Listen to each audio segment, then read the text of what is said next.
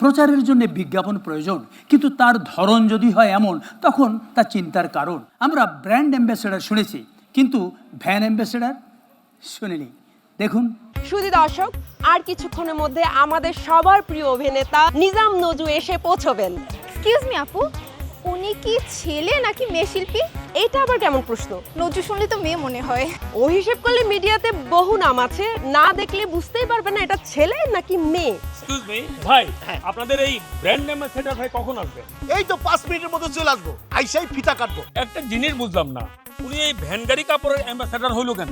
ভাই আমার এই দোকানে ছোট ভাইবেন না, অনেক নায়ক নায়িকা আসে, এখান থেকে কিনে নিয়ে যায়, কিন্তু কয় বিদেশ থেকে কিনছি।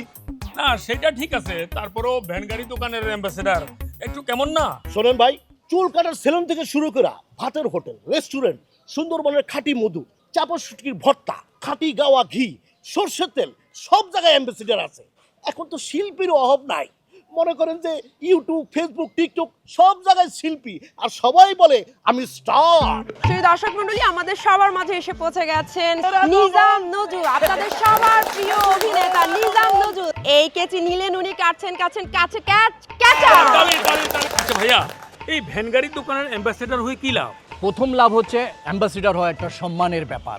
সবাই তো অ্যাম্বাসিডার হতে পারে না, অনেকে দেখবেন আবার রিকোয়েস্ট করে অ্যাম্বাসিডার হয়। ও তার মানে আপনি অ্যাম্বাসেডর হয়েই খুশি? এখান থেকে কিছু পান না? পাই, এই যে আমার কস্টিউম সব ওরা দেয়, ফুল ফ্রি। এই যে চলমান ভ্যান, যত জায়গায় যাবে তত জায়গায় আমার ছবিটিও যাবে, মানুষ দেখবে আর ভাববে কত বড় স্টার, রাস্তায় রাস্তায় ছবি। আপনাকে আমি একটা গুড নিউজ জানাতে চাই, ভবিষ্যতে আমি আরো 2টা প্রোডাক্টের ব্র্যান্ড অ্যাম্বাসেডর হতে চাচ্ছি। গুড, কি প্রোডাক্ট? জিন্সের গামছা আর জিন্সের লুঙ্গি। সরি ভাই, আমি স্যার দেখেন, আপনার কোনটা পছন্দ, দেখেন কোনটা লাগছে।